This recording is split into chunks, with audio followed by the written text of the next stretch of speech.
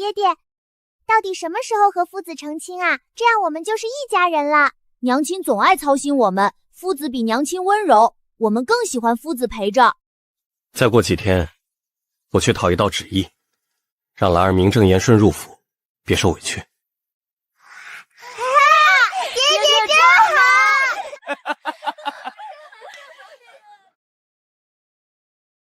淑敏，你可想好了？那2个孩子可是你怀胎10月，在鬼门关走了一遭才生下来的骨肉啊！你真能就这样割舍吗？姑母，他们是崔家的血脉，崔顺会安置好他们的，我只求和离。想当年崔顺不过是个寒门进士，你却在王公子弟堆里独独挑中了他。如今他借着你的东风成了当朝首辅，你反而要和离了。这世上事情如此多变。姑母，可我从未变过。我魏淑敏当年嫁他，不求夫君名利双收，不求他位极人臣，但求一生一代一双人一心一意。可他呢？他违背誓言，将我的尊严踩在脚下。你的请求，哀家准了。和离的旨意，哀家这几日便会亲自下达。你先回去好好准备准备，跟崔家做个彻底的割舍吧。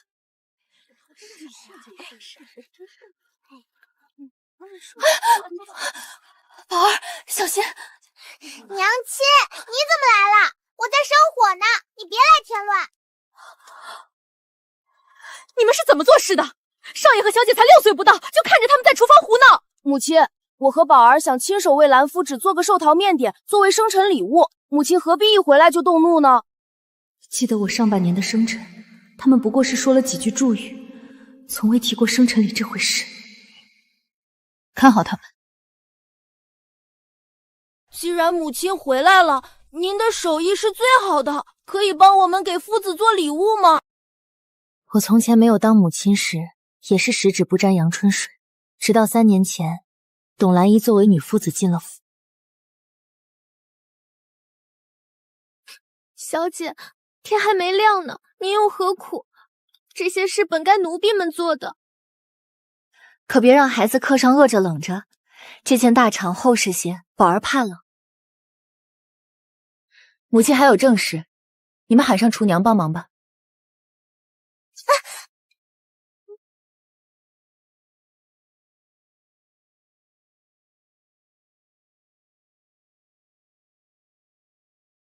小何，交给你的事办妥了吗？夫人的嫁妆分成了3份，1份是在我这里保管着，另外2份是给了大少爷和大小姐。崔孙虽是寒门狮子，可我家也没看轻他。10里红妆，81台嫁妆，谁看了不说魏国公府嫁女有排场？如今7年过去，这份嫁妆虽消耗了点，但依旧够崔家用上3辈子。你照寻常公侯人家子女的私产份例，将契哥哥和宝姐儿那里多出来的列给我，我准备收回来。从前我陪嫁的仆人少说也有100人，你说好卖身契，问问可有愿意跟我走的？夫人，这时候突然清点家产，是有打算了吗？我要离开这里，去外面见见大好河山，看看辽阔天地。不论小姐要去哪里，我会永远陪着小姐。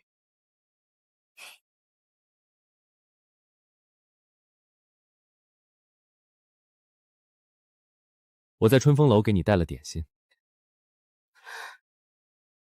这不过是他中午携儿女和董兰姨用膳时席上打包的一道没动的剩菜罢了。路上被同僚耽搁，恐怕是冷了些。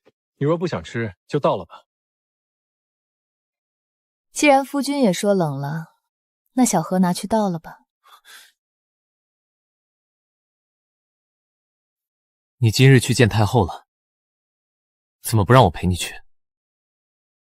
夫君带契哥哥和宝洁儿出去玩了，我就抽空去陪姑母聊聊天。2个孩子也都不小了，你事事亲力亲为，我是怕你也劳累了。不过还好他们很喜欢夫子。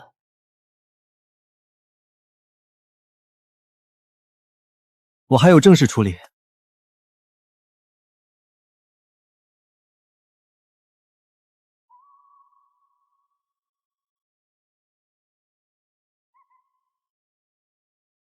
母亲今日没陪我们吃饭，反倒急着清点东西。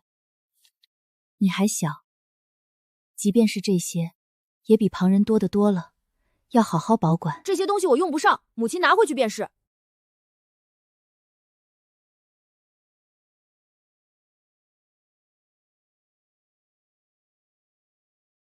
这本是娘亲亲手送我的心意，怎么如今又要收回去？崔宝儿是我的第2个孩子，我怀着他时遇到流民作乱，也是那时伤了身子，才为他取名宝儿。小何，先核对单子吧。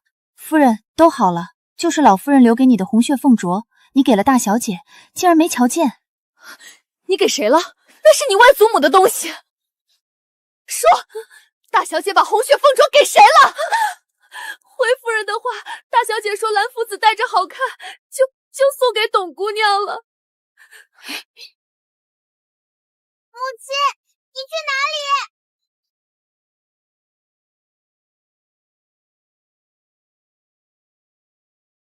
董姑娘，小孩不懂事，大人总不该眼拙吧？那是王母遗物，还请物归原主。这是宝儿姐送我的礼物，夫人来讨要，算怎么回事？董姑娘，世上宝物皆有出处，以你的微末出身，你敢带着这镯子抛头露面吗？你以为我不知道你的底细？你原是官家小姐不假，但全族犯事落难，皆被没入奴籍，是崔宋将你捞了出来，养在这后院之中。你一个罪奴之身，哪里敢穿金戴银出门招摇过市？董姑娘，物归原主吧。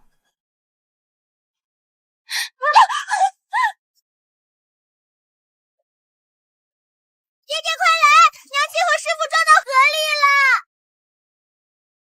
来也！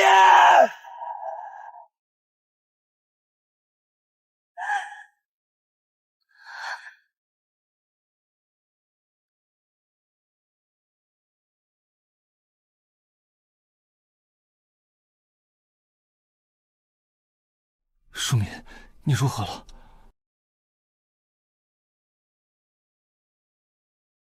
蓝夫子说他正要把镯子还给你，拉扯间不小心掉进河里，镯子也碎了。这事你也有不妥之处。我先回去休息了，小何，照顾好夫人。夫人，大人这几日亲自照料，昼夜不分，倒是用心了。约莫是因为没有救我，心里愧疚罢了。奴仆生气都数好了吗？这几年还在府里的共有79人，都是效忠于老东家的。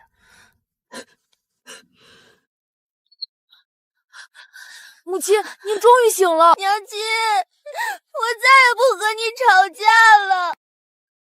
大少爷、大小姐，都下去吧，夫人还要休息。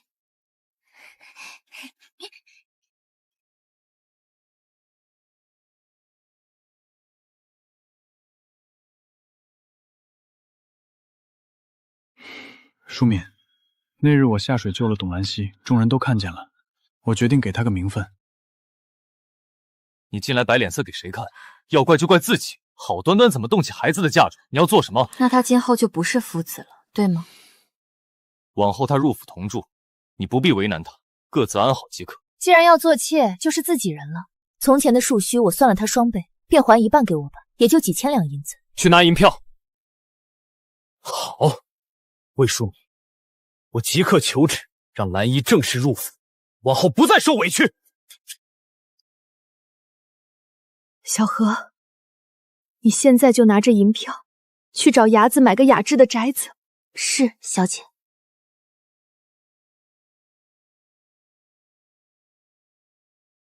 今日叫各位掌柜来，不为别的，从今天起，我要把所有铺子的管理权全数收回。以后无论是进项还是亏空，各位直接向我汇报。姑娘是说要收回铺子了，那可真是太好了。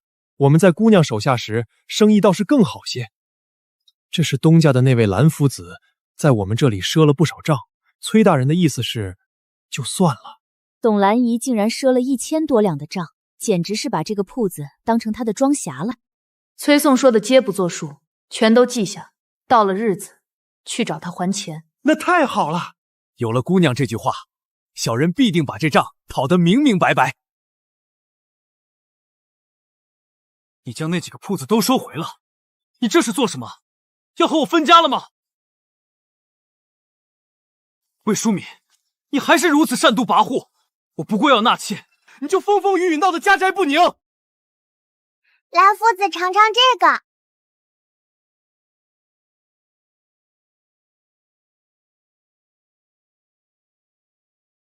过来吃饭，你清高什么？母亲，父亲要让蓝夫子入府，往后我们一家人好好过日子。娘亲别生气了，坐下一起吃饭吧，往后大家都好好的。圣旨到，崔宋及卫士速速接旨。太好了，肯定是我给陛下的请旨到了。蓝夫子要名正言顺的当我们的娘亲了。父亲，夫子，我们快出去接旨吧。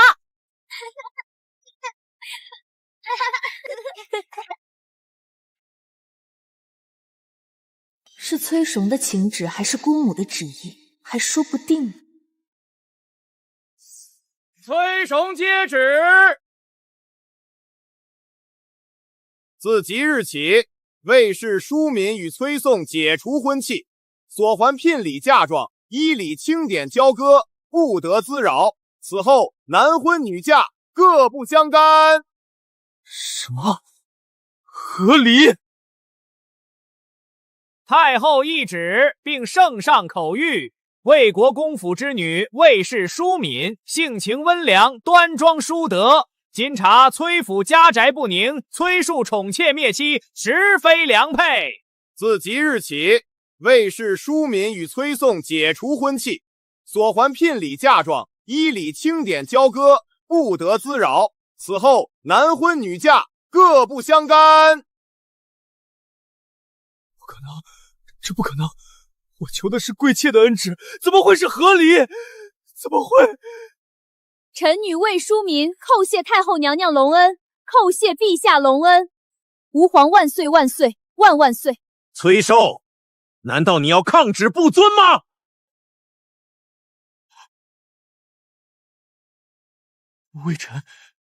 微臣崔寿接旨叩谢天恩。怎么会是要我们合理？太后怎么能下这样的旨意？这不合规矩，这不合组织。魏淑敏，是你，一定是你暗中求了太后。你这个毒妇，你竟然敢背着我做出这种事！放肆！太后娘娘的懿旨也是你能妄议的。你若是对这圣旨有半点不满，大可进宫去向太后娘娘当面陈情。哼！崔家的两位小主子也别愣着了，都磕个头谢个恩吧。公公，契哥儿和宝梅儿也要接这道旨意吗？他们可是我的亲生骨肉。淑敏，儿女是你亲生身上掉下去的肉啊！就算是我们和离，他们也还是你的孩子。你难道真忍心让他们卷进这种事里？崔大人，您误会了。太后娘娘和陛下都听说了，崔府的两位小主子平日里极有主意，连谁做嫡母谁做庶母都能分得清清楚楚。所以太后特意指明，这道旨意必须也要两位小主子亲自接的。大少爷、大小姐，你们听好了，从今往后，魏氏淑敏便不再是你们的母亲了。等魏姑娘离了崔府，你们不可再去滋扰纠缠。你们若是接了圣旨，胆敢违逆，便是抗旨不遵的死罪。公公的话是什么意思啊？什么叫不再是我们的母亲了？赶紧磕头吧，咱家还要回宫复命呢。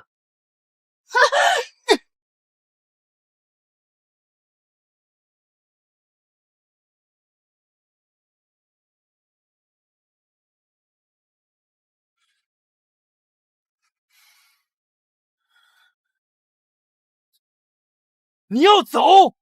你竟然真的求了太后的圣旨要走？你看看他们是你的亲生骨肉，你怎么能这么狠心？就连两个孩子你都能狠心不要，你这女人的心肠难道是石头做的吗？这不就是你想要的吗？你不是嫌我善妒跋扈，容不下你的新颠宠吗？如今我把这正妻位置腾出来，把这偌大的府邸让给你们一家人团聚，你怎么反而不乐意了？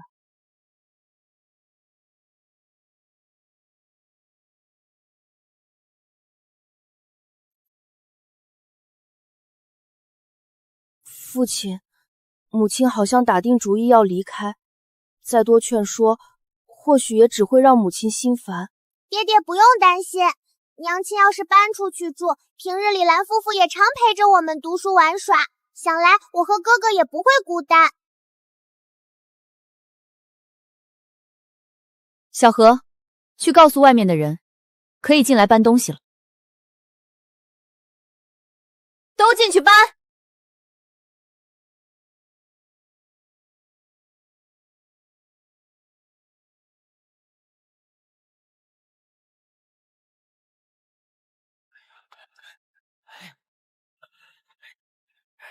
那对珐琅彩的花霜小心点儿，那是太后娘娘赏的，磕坏了一点，你们可赔不起。还有那边的红木家具，全都搬上车，一样也不准留。咱们姑娘的东西绝不能便宜了外人。你们干什么？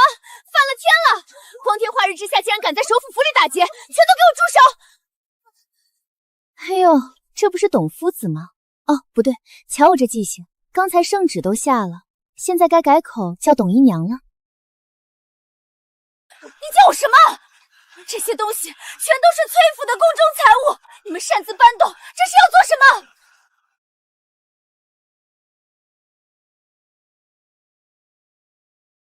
董姨娘，你耳朵若是背了，我不妨再提醒你一遍。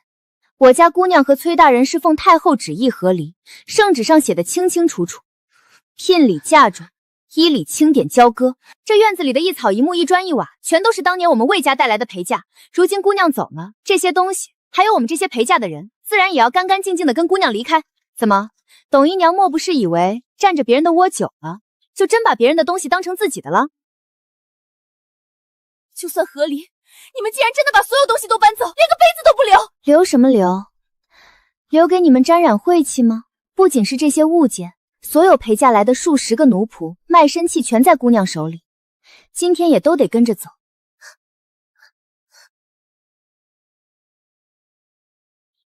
兄长，娘亲把人都带走了，以后谁给我梳头，谁给我做点心。有什么了不起的？不过就是几个下人罢了，走了就走了。咱们崔家可是首府门第，有的是钱，明日再买就是了。可是我们现在连口热茶都喝不上了。你们走着瞧，离了崔府，我看他一个弃妇能落得什么好下场。这就不劳董姨娘费心了，您还是先想想今晚谁给你们烧火做饭吧。都愣着干什么？手脚麻利点，装车！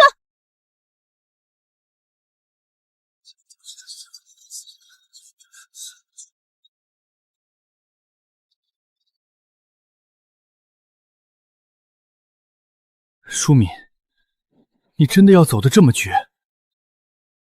这7年你操持家务，我自问待你不薄，难道你就一点留恋都没有吗？崔大人，留恋什么？留恋你背着我养外室，将我的付出视若草芥，还是留恋你纵容那个外室离间我的亲生骨肉？这7年的泥潭，我今日终于爬出来了，我只会庆幸，何来留恋？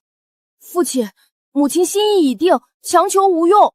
府里有您，兰夫子也会照料我们，我们能好好过日子。走吧。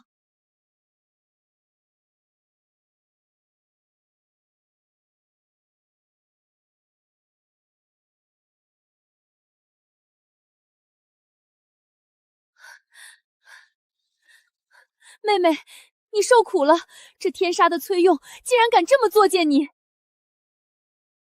这天杀的崔用竟然敢这么作践你！嫂嫂，您怎么来了？快坐。小何，上好茶。你出了这么大的事，我怎么能不来？你兄长气得整夜睡不着，今天天没亮就让我来将你接回国公府。你兄长说了，万事有他为你撑腰，绝不能让你一个人在外面受委屈。嫂嫂替我谢谢兄长，不过我不打算回国公府。不回去？你一个和离的女子，单独住在外面，指不准外面那些人要怎么嚼舌根呢？国公府才是你的底气啊！嫂嫂，你看我这宅子比崔府如何？这宅子自是极好的，我听说这可是前朝王爷的别院，可不必了，嫂嫂，我在这里住得很好，我手中有银钱，身边有人服侍，无人给我气受，也无需看人脸色。我实在自在极了。回了国公府，反而还要受那些繁文缛节的约束。你向来是个有主意的，既然你觉得好，嫂嫂也不勉强。只是，你兄长特意嘱咐我问你，你和崔崇可真的断了？嫂嫂这是何意？你兄长的意思，当年是我们魏家出钱出力把他扶上首辅之位，如今你们既然和离，魏家今后就要对他放手了。当年是我们魏家出钱出力把他扶上首辅之位，如今你们既然和离，魏家今后就要对他放手了。内阁争权夺势，波诡曲谲，没了魏家在背后的庇护打点，崔树会有什么下场？你想必清楚。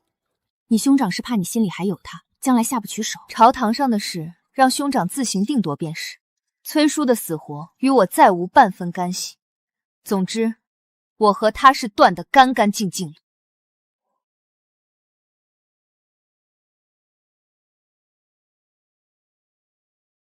东家姑娘，打扰了。这几位掌柜听说咱们金银铺要去找董兰姨收账，特意将自家的赊账本子也都带来了。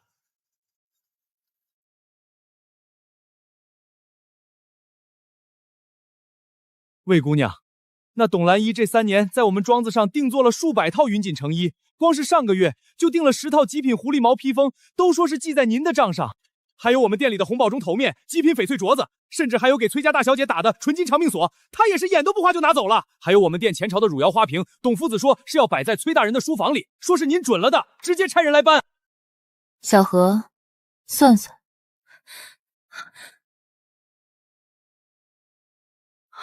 姑娘，这7、8家的账本加起来，这3年里，董兰溪竟然花出了超出1万两白银。好一个清高的女夫子！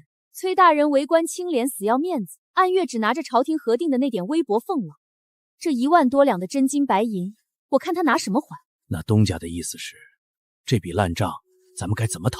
既然我已经搬出崔府，与崔素奉旨和离了，这账自然不能再记在我魏淑敏的名下。各位掌柜，你们做生意也不容易，欠债还钱，天经地义。是魏国的。你们现在就带齐人马，带上家丁，拿着账本，大张旗鼓的上门收账，就去找董兰提、找首辅崔大臣要。记住，不给钱便不走人，闹得越大越好。明白了，东家放心，这讨债的活我们兄弟几个最是在行，今天非把首府大门给踩平了不可。姑娘，这一波下去，崔慎和那个董姨娘的脸，怕是要被摁在地上摩擦了。好戏才刚刚开始，他们欠我的，我要一点一点，连本带利的讨回来。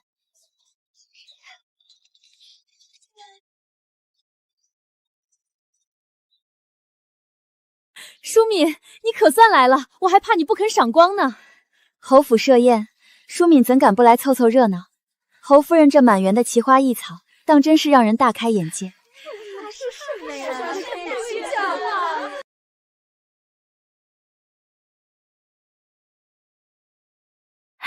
你们听说了吗？首府崔家前几日可是闹出了天大的笑话，竟然被人堵在门口要账。什么？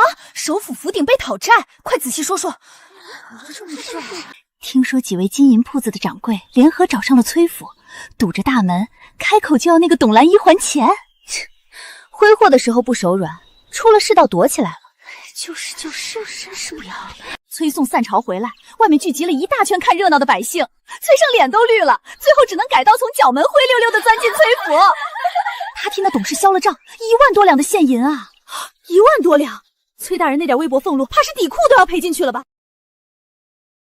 崔大人逼着那董事将从前3年收的束优全拿了出来，又掏空了崔府家底，才勉强把人打发走。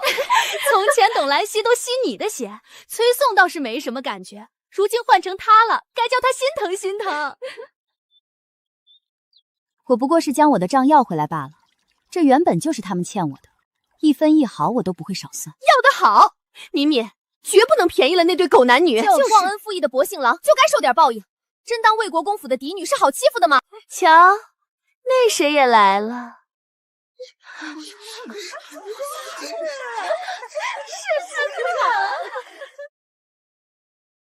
看来崔松还真将他立为妾室了，竟然敢带着孩子来镇北侯府赴宴，谁给他的脸？陛下说入府都3年了，如何还跪得起来？最后不还是只落了个普通妾室的名分，连我们府上那些能出门应酬的妾室都不屑与他为伍。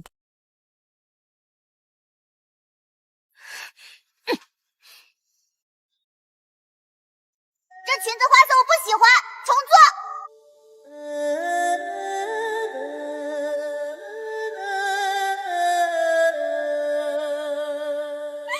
娘亲，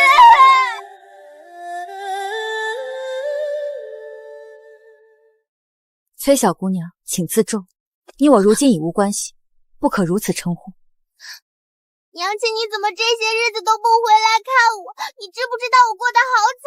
蓝夫子还和我说你心狠，把家里的钱全都拿走了。我走的时候是将属于我的东西带走了，但我给你留了属于你的那份嫁妆的。蓝夫子说家里没钱了，他把我的钱都收走了，说是先贴补家用。娘亲，我连一件新裙子都做不起了，你能不能先给我点银子？不能。娘亲，可我是你的亲生女儿啊！你怎么能看着我穿成这样被人笑话？你明明有那么多钱。宝儿，我若是今日心闪借了你一回，便必定有第二回、第三回。从今往后，你的好蓝夫子就会舒舒服服地躺在家里，指使着你来找我要钱养活他们全家。你当我是什么崔家的钱庄吗？你说说，是不是他让你来要钱的？是不是他告诉你，只要你哭2声，喊几句娘，我就会乖乖把银子掏出来给你们挥霍？可是，我也真的是想娘亲了呀。宝儿，太后的和离圣旨下达之日，你也是接过圣旨的。从那一刻起，我已经不是你的娘亲了。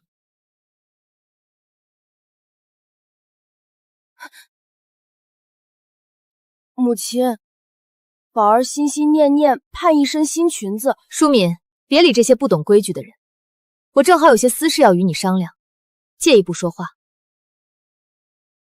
兄长，娘亲是不是真的不要我们了？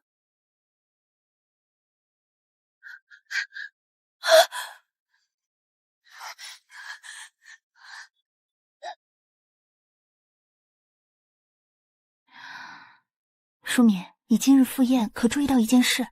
镇北侯夫人今日可是有意无意的一直在暗中盯着你看呢。嫂嫂，大概都是想看看我这个刚请了太后懿旨，将当朝首辅休了的女人，会不会暗自抹眼泪的笑话吧？哎呀，别人看你是看笑话，可镇北侯夫人看你，那眼神里全是赞赏和盘算。镇北侯的幼弟徐怀热，至今还未娶亲，那人品相貌在京城世家公子中绝对是顶尖的。如今他出了孝期，镇北侯夫人这一连几个月给你下帖子，其实就是在暗中考察你。考察我？是啊，看你对崔家那2个孩子是不是真的能端得干净。今日你这般果决，镇北侯夫人定是十分满意的。不了，嫂嫂，替我回绝了侯夫人的一番好意吧。为何？这可是打着灯笼都难找的好亲事。我不愿二嫁，我好不容易才从崔家那个泥潭里挣扎出来，手握私产，有钱有闲，不用看婆母脸色，不用伺候虚伪的夫君，我为何要再跳进另一个大宅门里去给自己套上枷锁？淑敏，你这说的是什么赌气的话？女人家总归是要有个归宿，总是要再嫁的。嫂嫂，从前我也以为女子唯有仰仗夫君才能活得体面，可7年搓磨，我算是看明白了，指望男人，不如指望自己手里的银子。我的归宿，我自己来建。淑敏啊，我那幼弟怀债，如今出了孝期，他虽养在佛前，但人品相貌那是顶好的。不知你……夫人美意，淑敏心领了。只是我刚和离不久，实在不愿二嫁。再说也太快了。你家世显赫，自己又有本事，慢慢挑也是自然。瞧瞧，那就是那个借着教导子女名义入府的蓝法子。听说他还偷赊前头正实嫁妆铺子的账，真是恬不知耻。可不是嘛，连能出门应酬的妾谢都不屑与他文武，他怎么有脸来镇北侯府的宴席？真是脏了咱们的眼。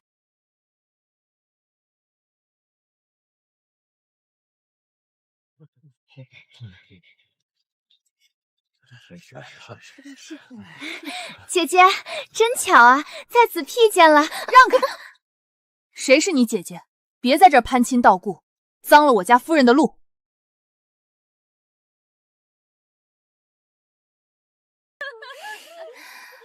戚哥哥，外头风大，咱们也该回家了。别碰我！戚哥哥，你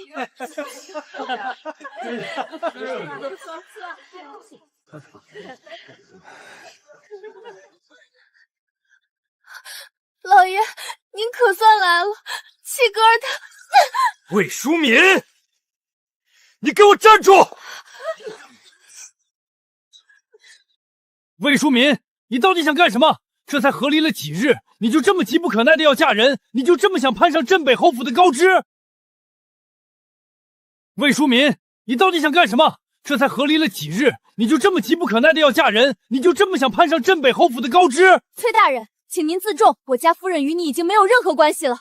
崔兄，男婚女嫁各不相干，这是太后娘娘亲笔下的圣旨。你别拿太害压我，你是我崔兄的结发妻子。你以为他们镇北侯府是真的看上你了？他们不过是看中你国公府的背景。我再重申一遍，我魏淑敏如今是自由之身，我要嫁谁，与谁交好，轮不到你一个前夫来指手画脚。崔寿，你今日在大庭广众之下百般纠缠我，口口声声质疑我的去向，你是要抗旨吗？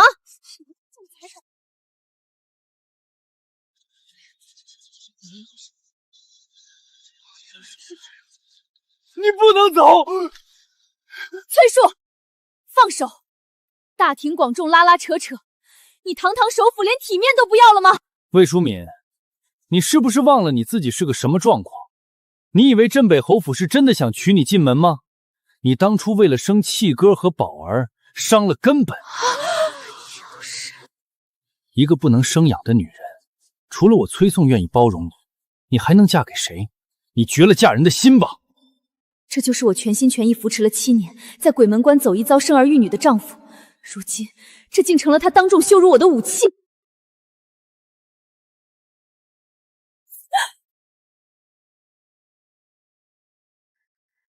崔叔，你说这种话你还是人吗？魏淑敏，我知道你在气头上，可是你绝了嫁人的心吧？你跟我回家，我们重新来过好不好？你走了以后，契哥连饭也吃不下，宝儿更是每晚都哭着找娘。我也，这个家不能没有你啊！崔慎，我17岁嫁你为妇，为你操持内宅，生儿育女，我拿我的嫁妆为你铺路，哪怕没有功劳，亦有苦劳。你3年有进了内阁，3年前便使了手段，将董兰姨养做外室。做了外室，你油钱不够，还要弄进府里与我朝夕相对。做了外室，你油钱不够，还要弄进府里与我朝夕相对，甚至让他蛊惑我的亲生骨肉。你不说将我视为结发妻，你又把我当人看吗？你知道了。你当别人都傻吗？夫人，感谢您这段时日的错爱，淑敏心领了。各位夫人，淑敏在此宣告，我已办齐手续，自立门户，从此以后，我魏淑敏终生不嫁，不依附任何人。往后我魏府开府设宴，还请各位赏脸。淑敏，不要！你不能自立门户！你回来！拦住他！莫要惊扰了魏夫人。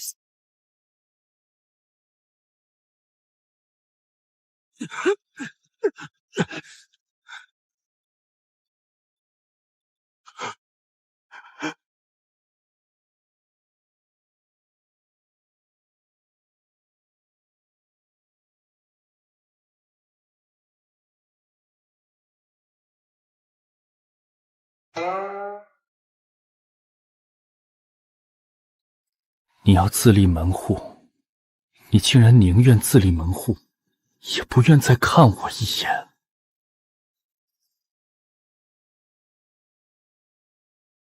我说我和你嫂嫂也没得罪过你，你怎么就躲在这里不回家呢？我说我和你嫂嫂也没得罪过你，你怎么就躲在这里不回家呢？原来是这个打算。你一个女子，在这外面抛头露面，也不怕京城里那些碎嘴的人议论。兄长，那些人的议论我何曾放在眼里过？在崔家这7年，我谨小慎微，恪守妇道，换来的又是什么？我不想再嫁一次，再换一个男人服侍。女子自立门户固然艰难，但我能做的事也多了，不用再看任何人的脸色。我的妹妹自然有这等魄力。既然你不是心血来潮，那便放手去做。国公府永远是你的后盾，只要有大哥在，这京城里谁也别想看你的笑话。多谢兄长成全。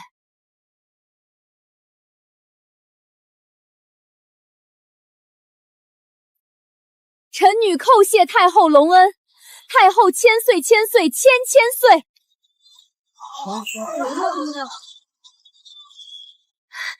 夫人，咱们终于有自己的府邸了，再也不用受那些气了。是啊，从今往后，这就是我们的家，有我们自己做主的家。镇北侯府送白玉如意一对，长平伯府送珊瑚树一株。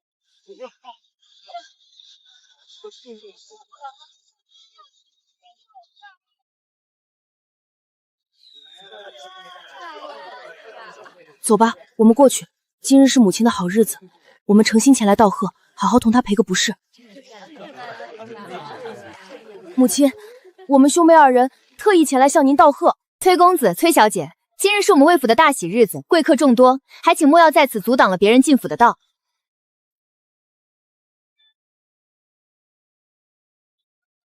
娘亲，我跑了好几家当铺和金匠铺，请人把它修好了。对不起，以前都是我不懂事，伤了您的心，您原谅我好不好？世间再好的宝物，碎了也就不值钱了。破镜无法重圆，玉碎又怎能复原？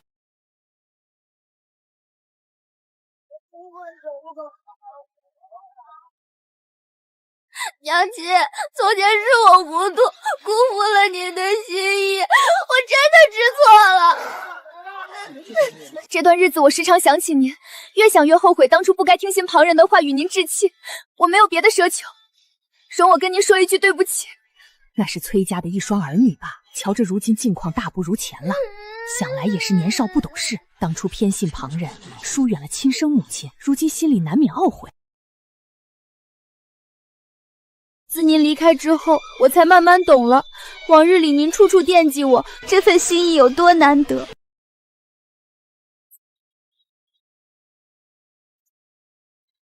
别再落泪了，旁人都在看着呢。魏夫人，从前是我们兄妹二人年幼糊涂，诸多失礼，今日特意前来道歉。今日是您的好日子，我们别无他求，只是想入府略作停留，向您道一声恭喜。既然来了，远来是客，搬2个等子来，让他们在这儿坐下。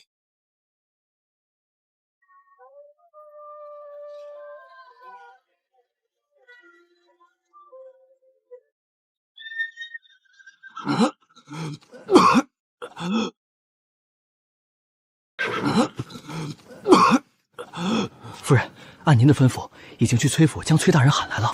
崔大人，2个孩子独自出门来到我府前，身边无人照护，万一出什么状况，终究是你的难处。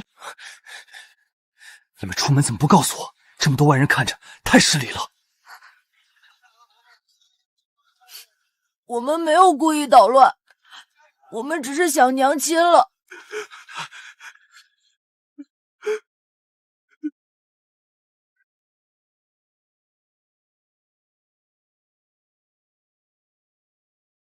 淑敏，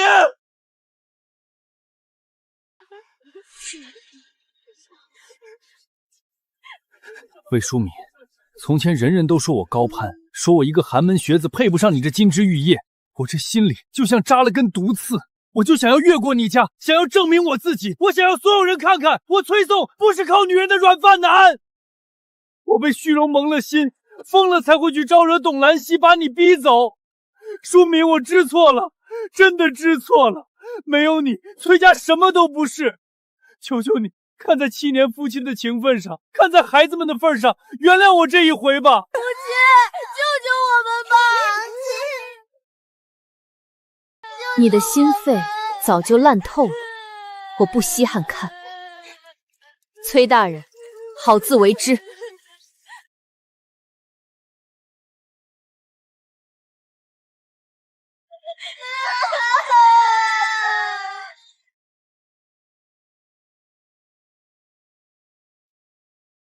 夫人，您尝尝这燕窝。自从咱们自立门户，重新整整了商铺的掌柜们，这几个月的流水简直是翻着跟头往上涨。咱们铺子的利润比以前在崔府时还要高出3成呢。没有了那些填不满的窟窿，银子自然就留住了。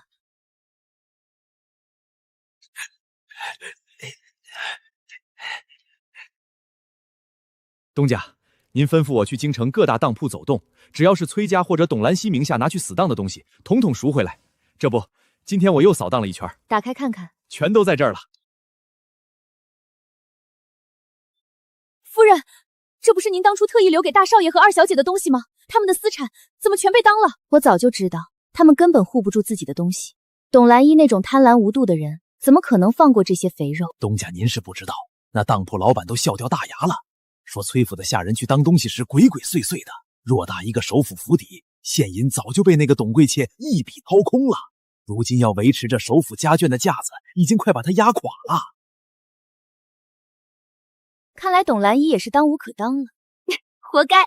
听说咱们带走了大半的仆人后，崔府不仅没钱再往里买人，反而再三开减人员用宿和1日3餐的例菜。现在整个崔府乌烟瘴气，听说崔家那对兄妹天天因为月钱的事儿和董兰一吵得面红耳赤呢。那是他们自己选的好娘亲，把这些东西都登记造册，锁进库房里去吧。既然进了当铺，那就是无主之物，我用真金白银买回来，就与他们崔家再无半点瓜葛。是，东家英明，属下这就去办。夫人，您尝尝这茶。奴婢刚才去前街采买，听到了不少京城各府里的闲话，全都是关于崔家的。哦，又闹出什么笑话了？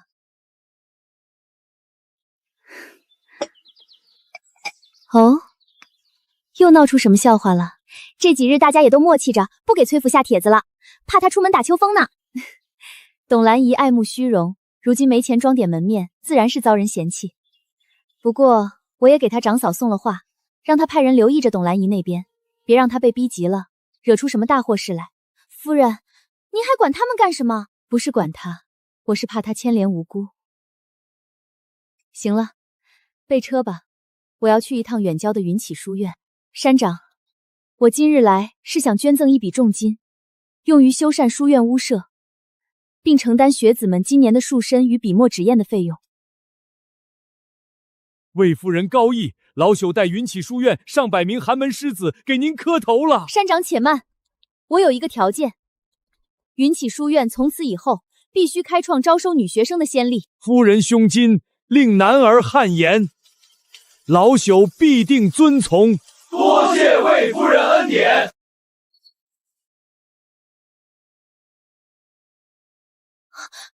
小姐，您看，那里怎么躺着人？还活着，像是饿晕了。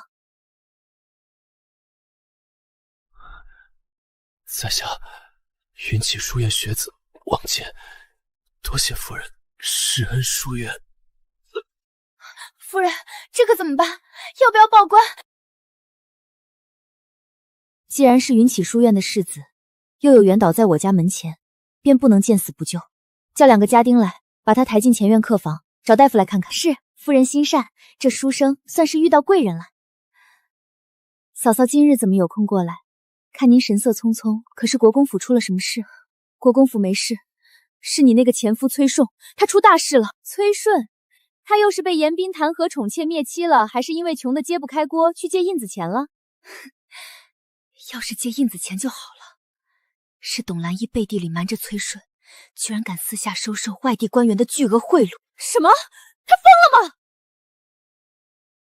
崔顺乃是当朝首辅，他一个贵妾竟敢把手伸向官场。要不说他小聪明多呢，旁人哪敢想出这等法子。他仗着自己管理中费，四处接见那些想走门路的官员家眷，收了成千上万两的案钱，却从不替人办事，也不让崔顺知道半点风声。收了钱不办事，他以为这官场是他过家家的地方吗？可不是嘛。起初那些官员忌惮崔顺的权势，不敢告发，要不是遇到个家财犯禁，为了买官走投无路的人，估计这事儿到现在还不会被捅出来。多谢嫂嫂，若不是嫂嫂肯留意着他，提前派人刺破这事，恐怕他还要酿成祸及全家的大罪了。你这孩子，快起来，跟我还生分什么？你这人啊，嘴硬心软。虽然你口口声声说不管崔家了，但总归你还是看顾那2个孩子的，不想眼睁睁看着他们被董兰以害死，陪着一起掉脑袋。崔气和崔宝儿既然选了他当王，是死是活，我是下定决心不会再沾手了。但只要我在这京城一天，我就绝不会冷眼看着董兰义拿着我曾经打下的基业，把所有人拖入万劫不复的深渊。他想找死，我成全他。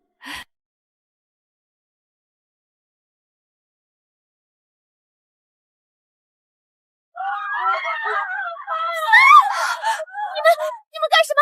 这里可是当朝首府的府邸，你们敢擅闯！御林军奉旨抄家，送！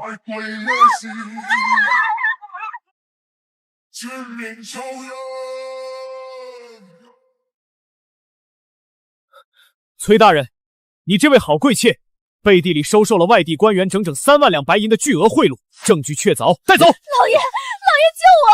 我都是为了这个家。3万两，瞒着我收了3万两暗钱，你毁了我一生的清誉，你毁了我的仕途，我要休了你！我崔家没有你这样的人。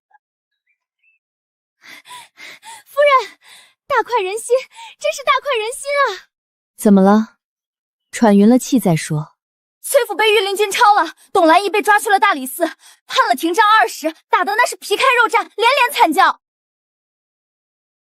听说送回崔府的时候就剩一口气了，没过几天就被崔宋像扔破麻袋一样赶出了府。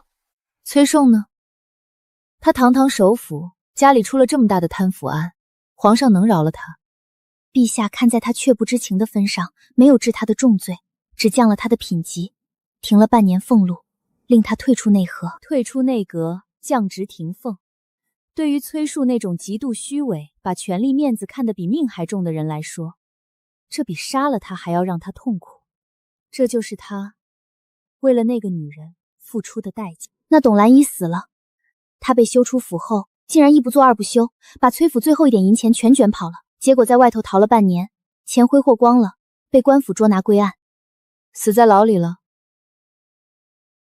是啊，听说他在牢里日夜哭喊，跟疯了一样，死的时候都没人收尸，被官差用一卷破草席裹了，直接扔去了乱葬岗。淑敏，你这日子过得倒是清静。听说那崔叔现在连6品官员的女儿都娶不上了，门第是一落千丈，如今媒婆正满京城给他寻摸商户的姑娘呢。他守着清贵门槛，没有钱也没用，他该谢谢那商户姑娘搭救他于水火之中。嫂嫂今日来，不是专门为了说他的笑话吧？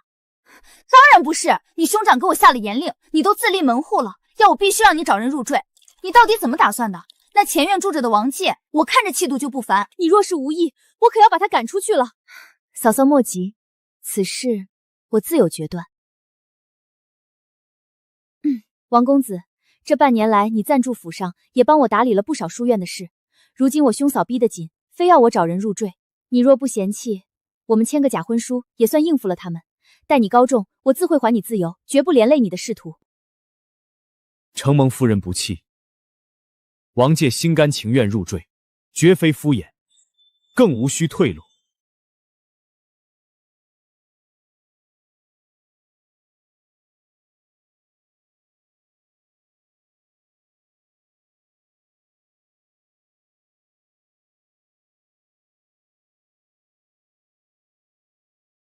魏夫人，您可听说了崔家最近的闹剧？那崔首府，哦不，现在该叫崔大人了。他新娶的那位商户女夫人可是出大事了。哦，崔家又怎么了？听说那位崔夫人正怀着身孕呢，结果被崔宝儿失手给推了一把，当场就见了红，胎没保住。哎呦，真是造孽呀！那崔夫人我也见过，虽说出身商户，但是个和气脾性，做事也周到。可不是，偏偏这崔大姑娘性子高傲得很，成日里把她那太后外侄孙女的身份挂在嘴边，从来不肯给这位继母半分颜面。这崔大姑娘毕竟也是夫人您10月怀胎生下的，您看这事儿闹的，现在崔夫人被她娘家人上门带走了，很快就和崔总和离了。听说崔宝儿也被崔顺狠狠打了一耳光，关进了院子，扬言不准她再踏出房门半步。崔顺的名声算是彻底臭了，恐怕以后再也求娶不上清白人家的女儿了。诸位夫人说笑了，我与崔胜早已经和离，恩断义绝。至于他家的2个孩子，更是与我毫不相干。他们是好是歹，自有崔家教养。旁人的家事，我不便知会。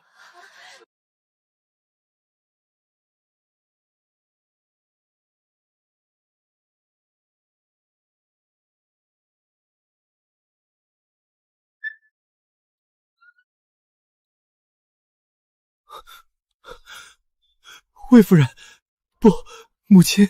崔公子，莫要叫错了称呼。崔公子，莫要叫错了称呼。你来此有何贵干？魏夫人，我也想进云起书院读书。我听说您资助的士子里，今年有2个中了3甲进士。如今云起书院名额千金难求，我也想去。你要求学，这些事理应是你父亲崔大人为你操持，怎会求到我这儿来？父亲说，学问在于自身，不必破费。家里如今也拿不出那么多银钱去疏通关系。这倒是不假。从前你不是也常常对我说，金银不过是沾染着铜臭的身外之物吗？你父亲的想法与你倒是不谋而合了。我知道错了，我真的知道错了。我从前只见父亲安得劳形，以为他便是家里的顶梁柱，如今才知，只有母亲您才是家里真正的倚仗。母亲，求求您帮帮我。天色晚了，崔公子，请回吧。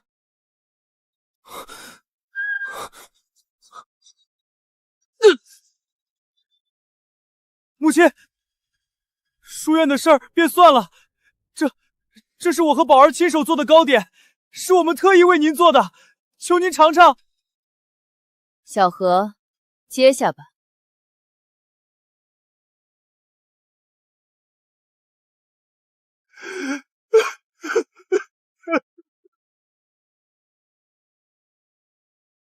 夫人，他打的算盘倒是精，一盒破糕点就想换一个前程。这文章我明日会让人掺在寻常学子的文章里送进书院，若是他有真才实学，书院自会收他；若是朽木不可雕，那便是他的命。我能做的不过是留一次公平的机会，从此以后，我与他两不相欠。如何？这糕点的味道可爱合心意？从前在崔家时，这兄妹俩嫌我沾染铜秽，连口茶都不愿给我倒。我那时倒是很想吃他们亲手做的东西，如今吃到了，却觉得也不过尔尔。既然不喜欢，那便不吃了。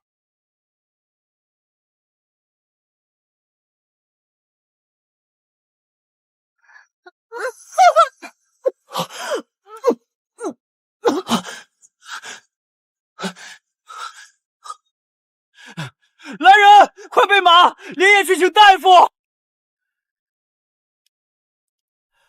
恭喜夫人，贺喜夫人，您这是有喜了。大夫，您可好准了。从前的大夫都说我身子亏损，极难受孕。夫人的身子受孕确实难了些，但这位郎君肾气充盈，固本培元，这几年下来，将夫人的身子滋养得极好，这脉象华丽如珠，绝不会错。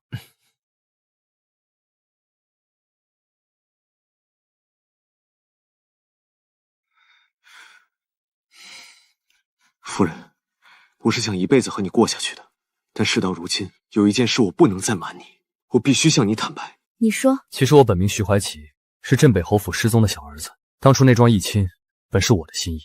我得知你终生不嫁，只好亲自下山，化名来到你身边。夫人，你气我瞒你吗？傻瓜，你那身通身的气度，哪里是个落魄书生？我早就知道你的身份了。只要你对我真心，你是什么身份，又有何妨？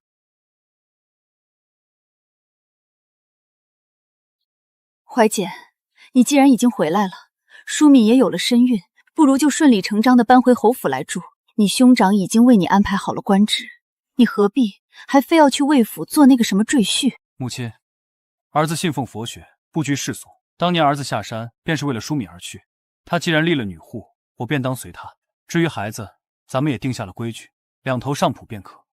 这侯府的荣华富贵，儿子并不眷恋。今日在侯府，母亲的话，你可生气了？我不生气，我只是有些心疼你。徐公子，你堂堂侯府公子，大长公主的嫡亲血脉，却要委屈自己在我这魏府入赘，受尽外人白眼，你图什么呢？人要是心里委屈，哪怕是山珍海味哄着他，只会越来越委屈。可我心里真的一点都不觉得委屈。青灯古佛，晨昏相求，都不如与你夫妻相守。徐公子不介意入赘委屈，魏夫人自然也不介意我出身高贵，咱们这叫双向奔赴。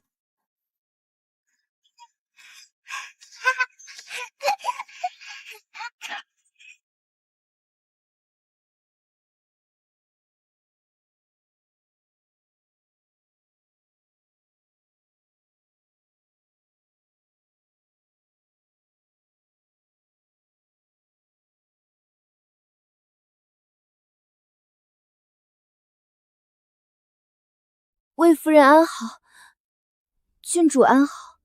听闻你父亲为你定亲了，你当初留在府里的一些旧物，我让人替你赎了回来，这别当是我们之间最后的一点情分了。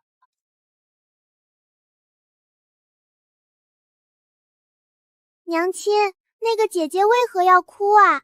因为她要嫁人了，嫁去一个很远很苦的地方，所以才会伤心。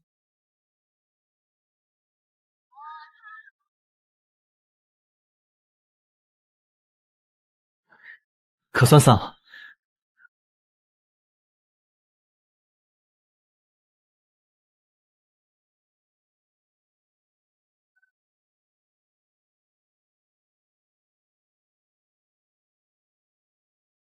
近来吏部擢贬官员，先知京官与地方官员轮换，听说崔总又要被贬去穷山恶水的地方了。